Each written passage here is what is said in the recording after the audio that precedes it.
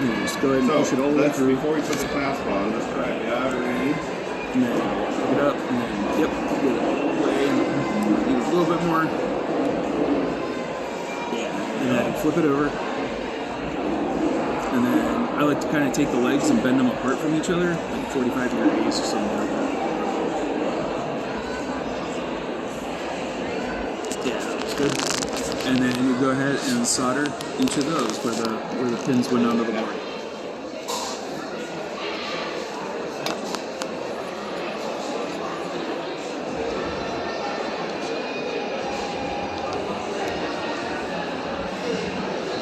The first girl went and cut one of the things, and the little wire just went out. I was like, Oh, need goggles. yeah, that's what I gotta tell her. You gotta hold the thing while you cut it.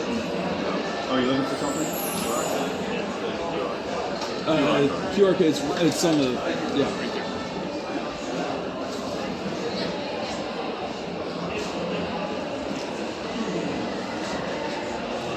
Looks like you got enough on there. That'd be good.